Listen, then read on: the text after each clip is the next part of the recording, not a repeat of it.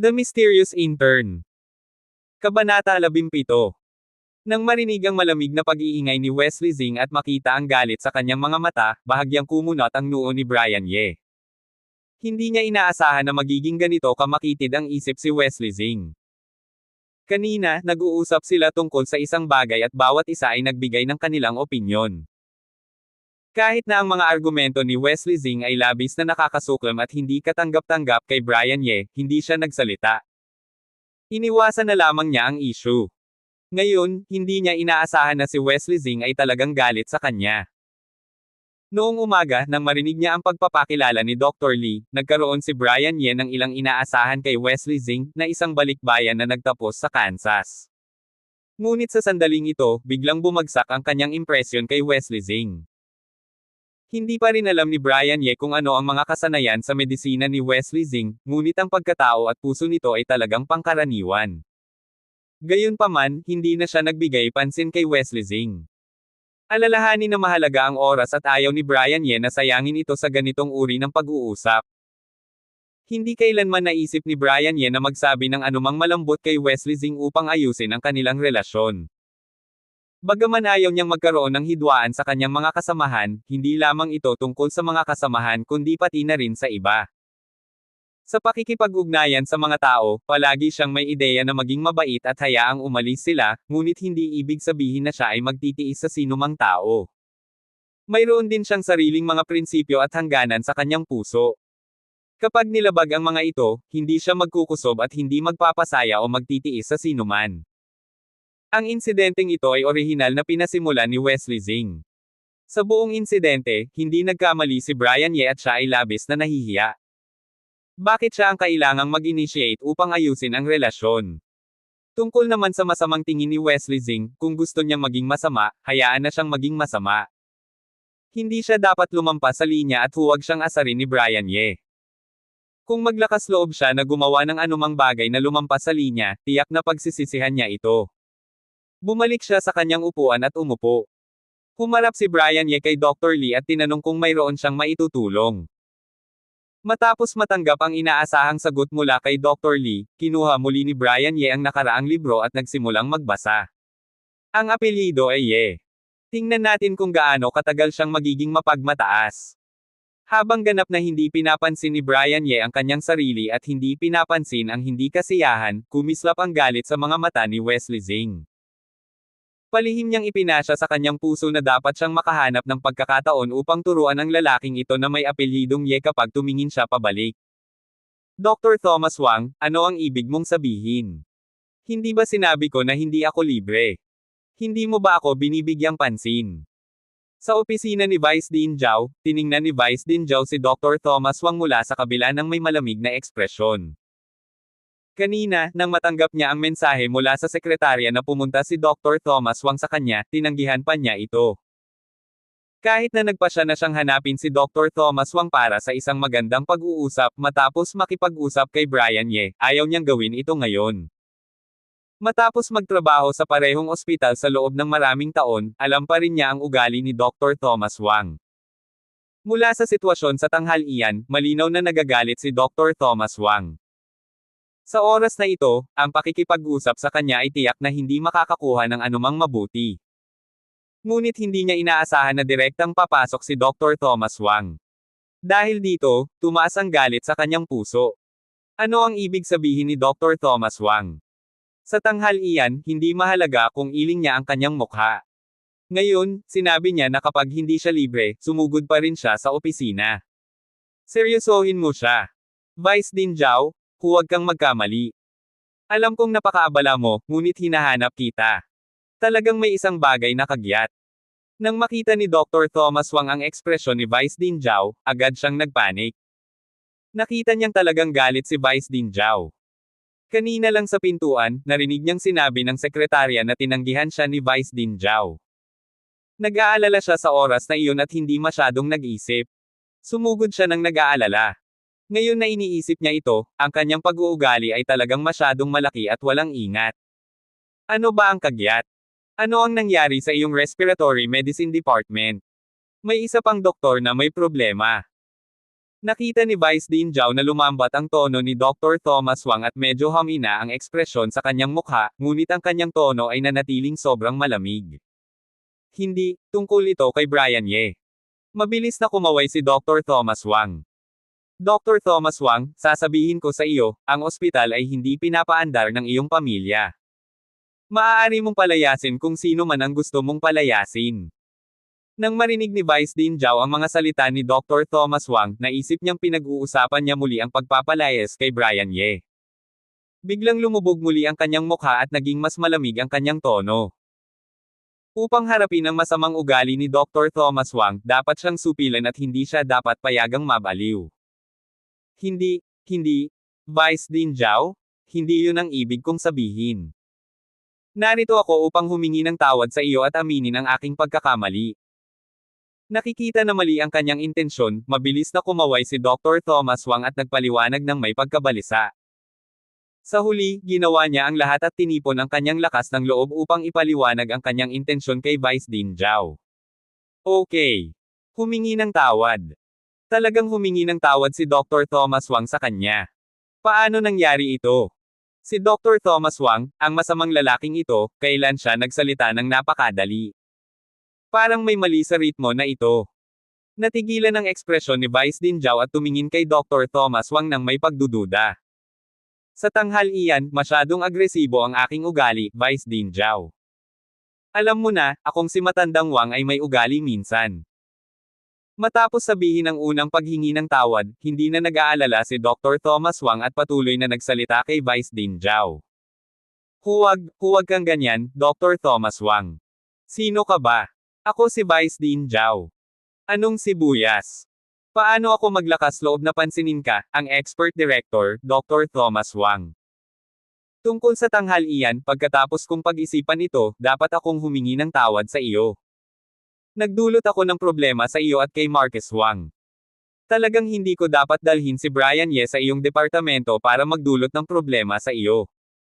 Huwag kang mag-alala, agad kong aalisin si Brian Ye mula sa iyong departamento. Si Vice Dean Zhao ay nakakuha ng posisyon bilang Vice President ng ospital, at nakakuha siya ng posisyon bilang isang tunay na awtoridad sa mga lider ng ospital. Paano siya magiging isang simpleng tao? Pagkatapos ng kaunting pagkatulala, bigla niyang naunawaan kung ano ang paghingi ng tawad ni Dr. Thomas Wang.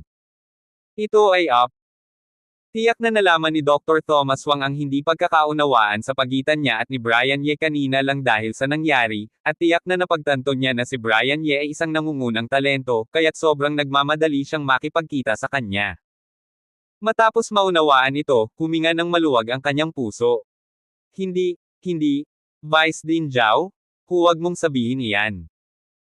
Hindi inaasahan ni Dr. Thomas Wang na hindi tatanggapin ni Vice Dean Zhao ang kanyang paghingi ng tawad.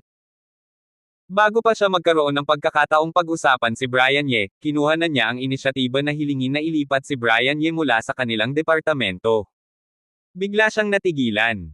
Hindi niya alam kung paano magpatuloy. Okay, Dr. Thomas Wang, huwag kang mag-alala. Gagawin ko ang paglipat ng operasyon mula sa Human Resources Department sa lalong madaling panahon. Tiningnan ni Vice Dean Zhao ang ekspresyon ni Dr. Thomas Wang at ngumisi sa kanyang puso. Hindi ba ikaw ay mahusay dati? Hindi ba sinabi mo na dapat mo itong makuha? Ilalabas ko na ngayon. Kung hindi kita tuturuan ng leksyon, bibigyan kita ng ilang kulay.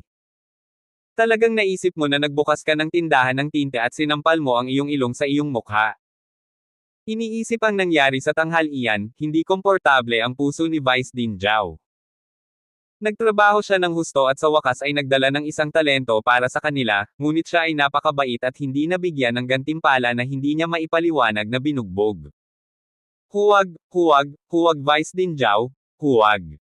Huwag mong ilipat si Brian Ye mula sa ating departamento. Hindi na nag-aalala si Dr. Thomas Wang tungkol sa anumang bagay at nag-alala. Dr. Thomas Wang, hindi tama. Sa tanghalian, hindi ba ikaw ang sumigaw para ilayo ko ang mga tao? Ngayon na inililipat ko ang mga tao, hindi ba iyon ang gusto mo? Ano ang problema mo? Nagkunwari si Vice Dean Zhao na nalilito. Vice Dean Zhao, dati akong may mata ngunit walang kaalaman sa ginto na nakalagay sa jade. Akong si Matandang Wang ay bulag, akong si Matandang Wang ay aso na nakakagat kay Lu Dongbin, at hindi ko alam ang kabaitan ni Vice Dean Zhao. Marami kang kakaibang bagay, sinisisi mo ako, Dr. Thomas Wang.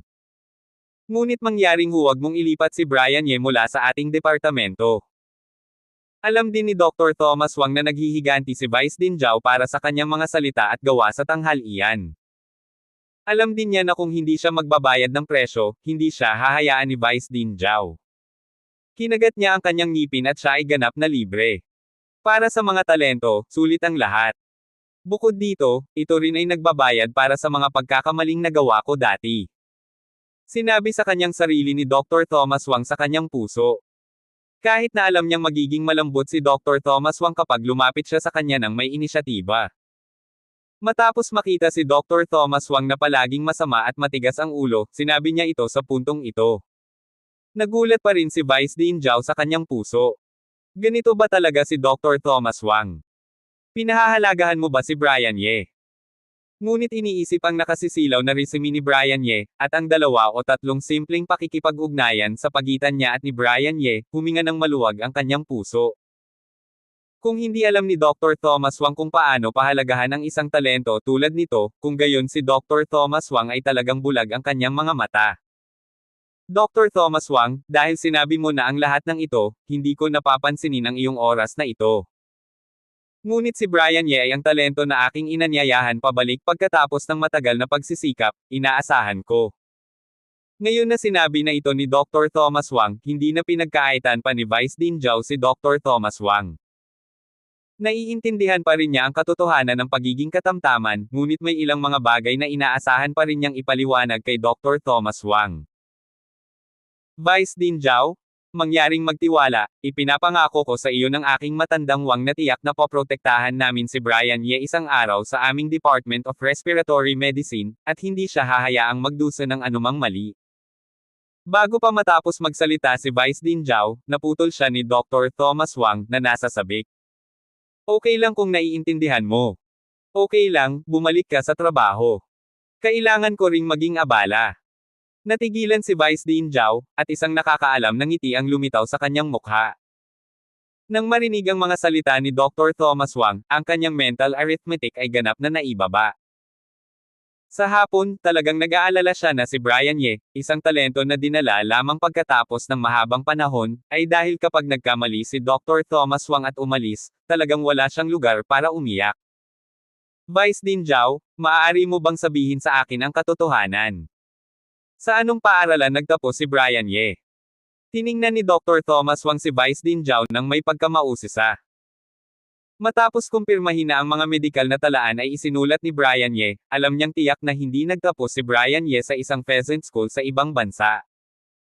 Ngunit talagang mausisa siya tungkol sa kung aling paaralan ang nagsanay kay Brian Ye na napakabata at napakahusay na doktor.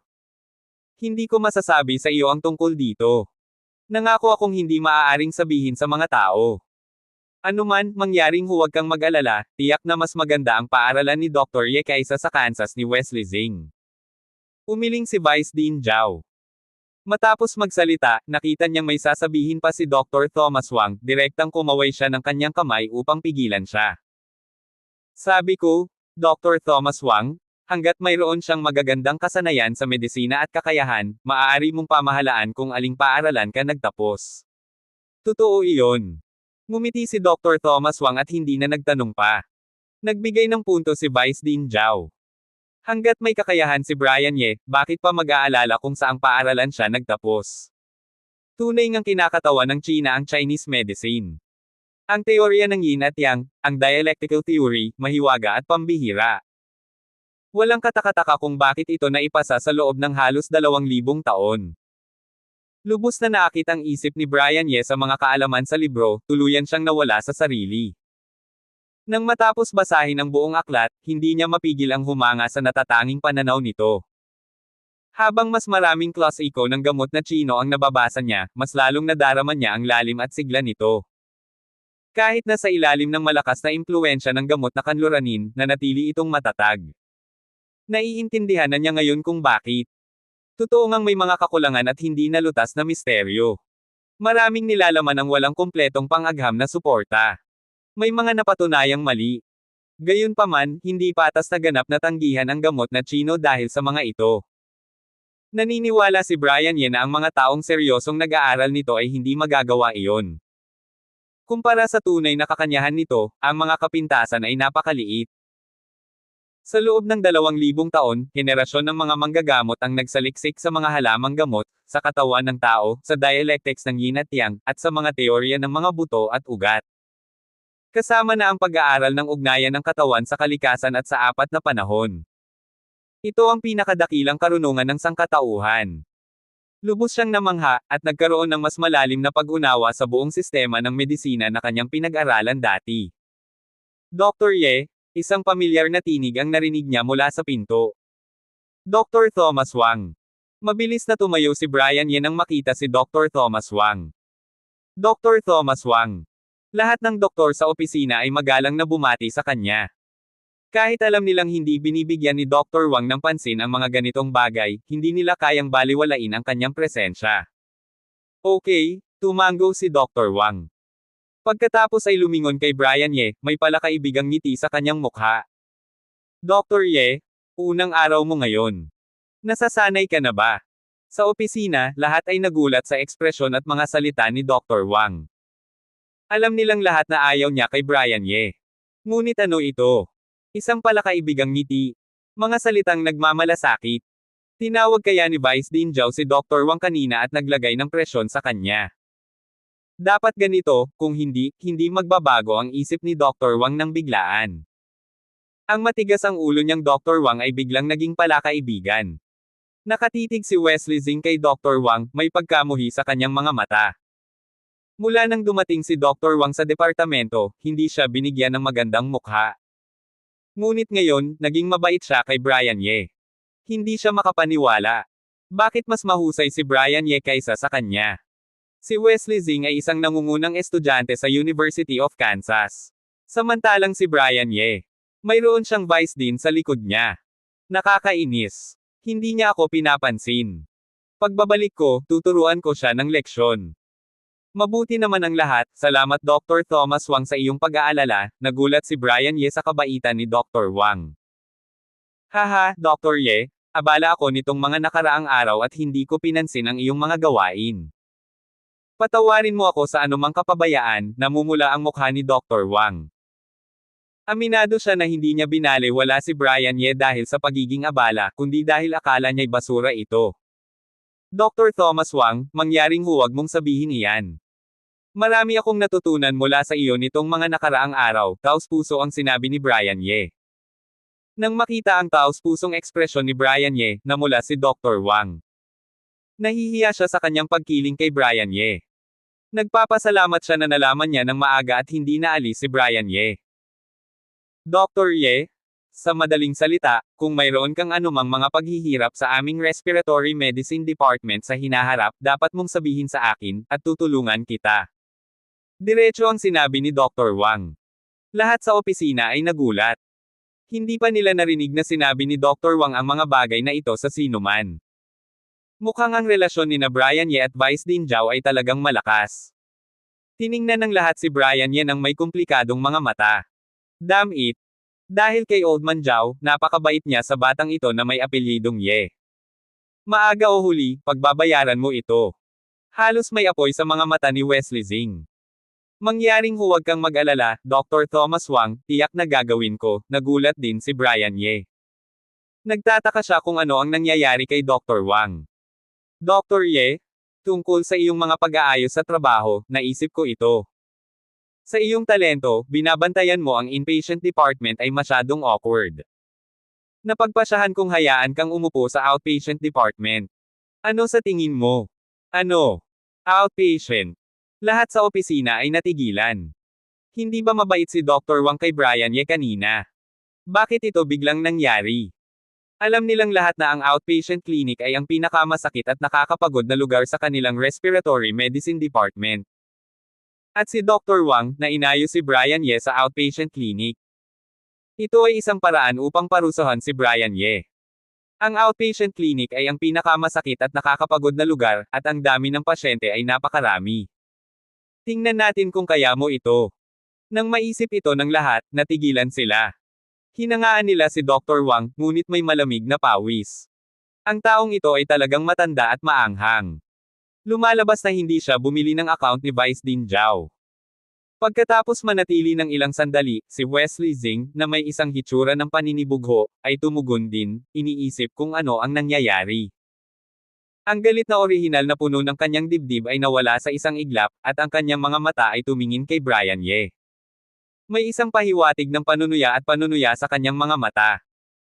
Ang batang may apelyidong Ye, hindi inaasahang naisip na hanapin si Zhao upang suportahan ka ng isang ganitong uri ng nakalilito na trick, sa tingin mo ba na ang taong may apelyidong Wang ay napakadaling harapin? Kung ito ay napakadaling gawin, ang aking master ay ginawa na ito noon pa man. Ang taong may apelyidong Wang ay ang sikat na bato sa hukay, mabaho at matigas. Humph! Gusto kong makita kung ano ang gagawin mo sa oras na ito. Ha! Outpatient! Natigilan si Brian Ye, akala niya'y mali ang narinig. Humph! Paano kaya? Brian, natigilan ka. Napangisi si Wesley Zing.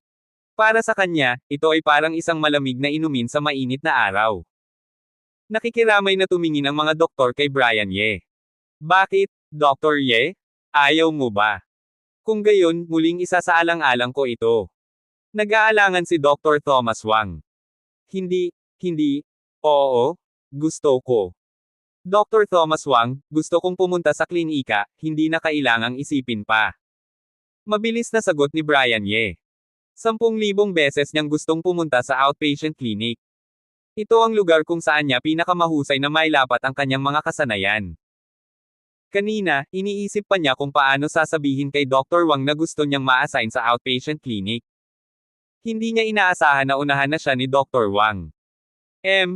Ang apelyido ay Ye, kaya gawin mo ang iyong bibig. Magpanggap ka lang. Tingnan natin kung gaano kahirap ang kaya mong gawin. Ngumisi si Wesley Zing. Hindi siya naniniwala na masaya si Brian Ye. Wala sa mga doktor ang naniniwala na masaya si Brian Ye. Lahat sila ay nagrereklamo kapag naka-assign sa outpatient clinic. Ang pakikiramay nila kay Brian Ye ay lalong lumakas. Alam nilang kahit tumanggi si Brian Ye, walang silbi ito. Dr. Ye, ang aming mga outpatient clinic sa bansa ay maaaring naiiba sa mga nasa ibang bansa. Maaaring sila ay abala at pagod. Tingnan. Huwag kang matakot, Dr. Thomas Wang, huwag kang mag-alala. Sinuri ko na ang sitwasyon ng outpatient clinic dati.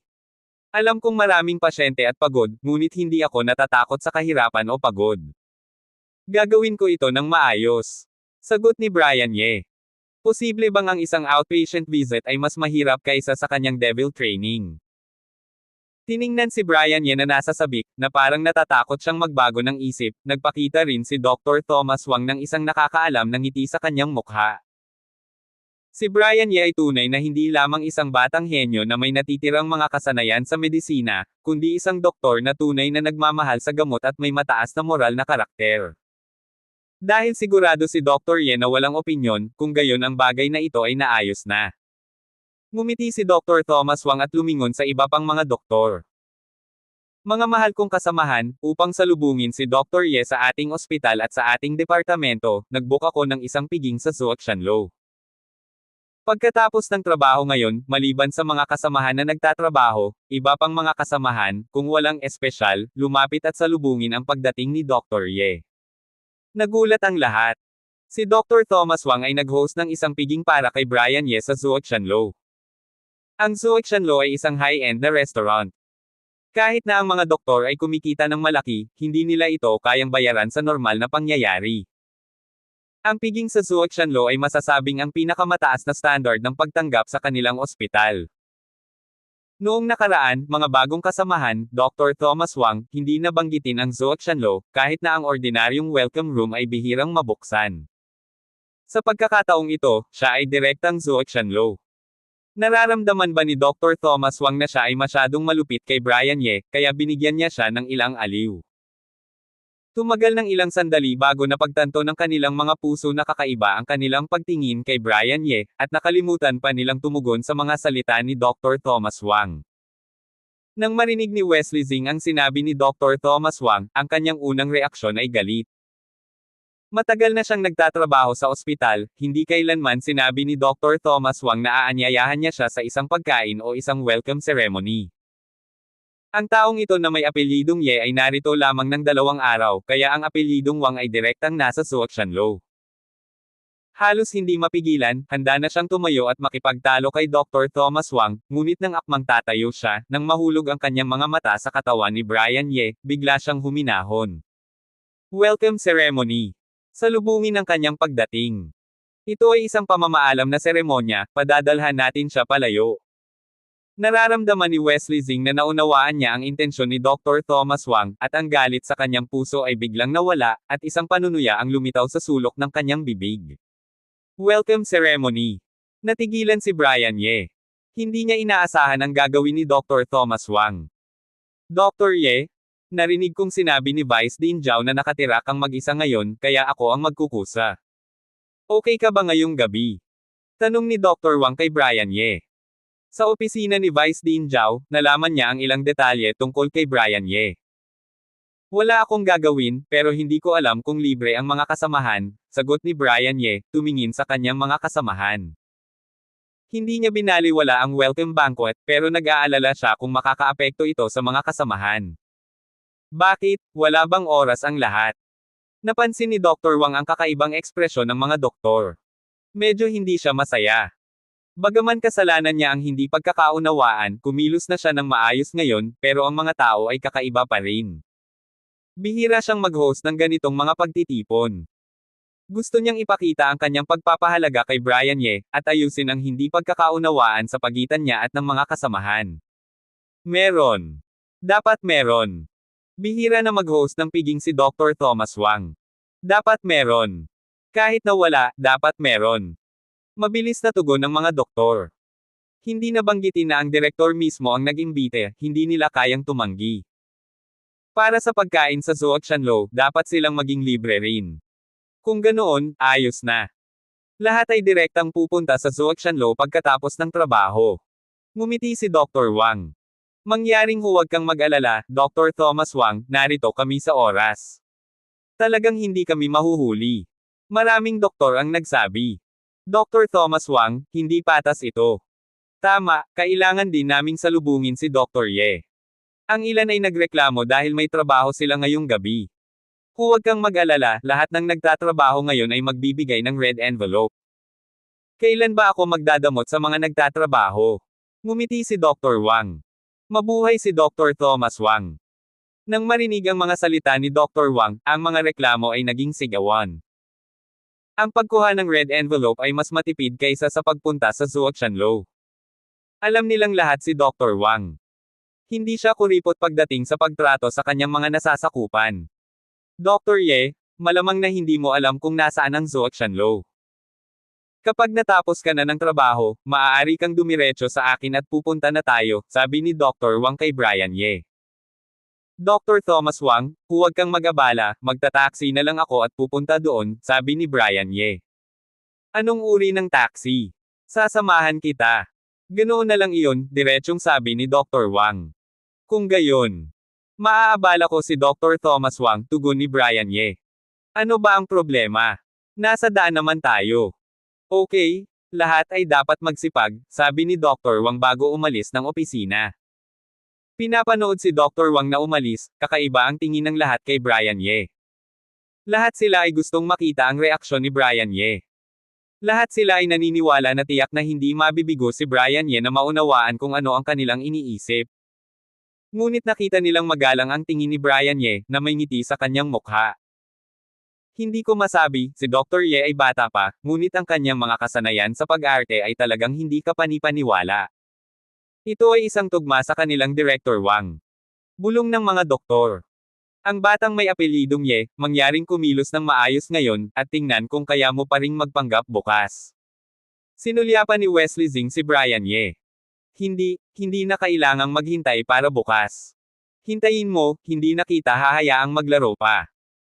Bigla, naalala ni Wesley Zing ang isang bagay, muling dumapo ang kanyang tingin kay Brian Ye, at isang malamig at malupit na ekspresyon ang sumilay sa kanyang mga mata.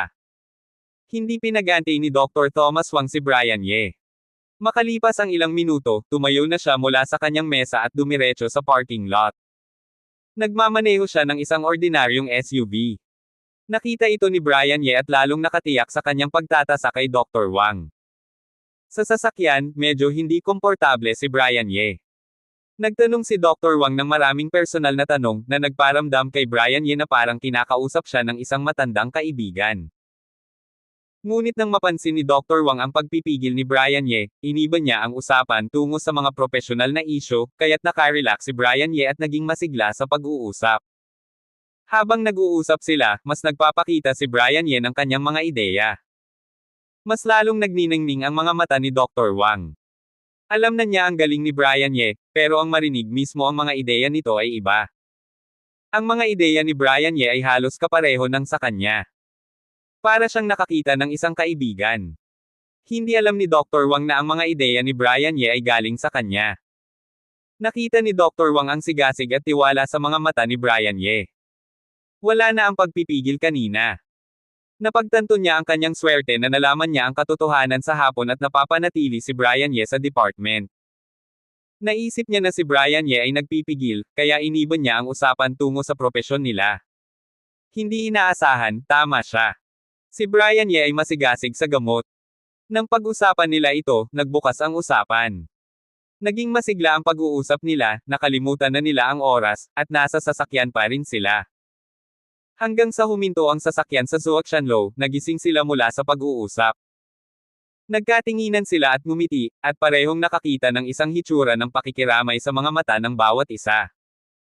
Nang lumabas sila ng sasakyan, naramdaman ni Dr. Wang ang kaginhawahan. Matagal na panahon na mula nang makakaya niyang makapag-usap ng ganito tungkol sa propesyon niya. Ang kanyang matandang kapareha, si Marcus Wang, ay isa na makakausap niya, pero ang pag-uusap nila ay hindi kasing sigla ng kay Brian Ye. Konserbatibo ang mga pananaw ni Marcus Wang. Iba si Brian Ye. Mas bukas at makabagong isip siya. Palagi siyang may mga bagong ideya. Ang pag-uusap nila ay nagparamdam kay Dr. Wang na na-refresh at na-inspire. Nararamdaman din ni Brian Ye ang kaginhawahan, at puno ng pakinabang. Ginamit ni Dr. Wang ang kanyang karanasan at teorya upang ipaliwanag ng mas malinaw ang mga ideya ni Brian Ye, at ipinaliwanag din niya ang kanyang mga teorya at opinyon na pinagsama-sama sa klinika. Nang dalhin sila ng waiter sa nakabok na silid sa Zhuoxianlo restaurant, ilang doktor ang dumating na bago pa sila. Nang makita ang dalawang dumating, isa-isa silang tumayo at binati sila. Nakita ni Brian Ye ang mga doktor na lumapit upang bumati. Hindi lamang mga kasamahan sa kanilang opisina, kundi pati na rin ang iba pang mga outpatient at emergency na kasamahan, kabilang si Deputy Director Marcus Wang. Mukhang tinawag ni Dr. Wang ang lahat ng mga kasamahan sa departamento. Ang mga nurse at doktor sa departamento, maliban sa mga tauhang nagtatrabaho at ilang doktor, ang iba pang mga pangunahing miyembro, kabilang ang magandang nurse na si Nurse Olga Su, ay dumating ng isa-isa. Orihinal na naisip ni Brian Ye na ang tinatawag na welcome party ni Dr. Thomas Wang ay ilang tao lamang sa opisina na kumain ng magkasama. Hindi niya inaasahan na magkakaroon ng ganito kalaking pagtitipon si Dr. Wang. Tinitingnan ng mga pamilyar at hindi pamilyar na mukha sa harap niya, nakikinig sa mga pamilyar at hindi pamilyar na mukha na lumalapit upang batiin siya, na nagsasabi ng mga salitang maligayang pagdating, hindi mapigil ang makaramdam ng isang bakas ng pagkabalisa sa kanyang puso si Brian Ye. Kakarating lang niya, at siya'y binigyan ni Dr. Thomas Wang ng napakaraming atensyon. Lihim niyang ipinasya sa kanyang puso na simula bukas, dapat niyang gawin ang kanyang makakaya upang gampanan ang kanyang mga responsibilidad at gampanan ang kanyang bahagi para sa ospital na ito at sa departamento na ito. Abangan ang susunod pang mga kabanata ng The Mysterious Intern.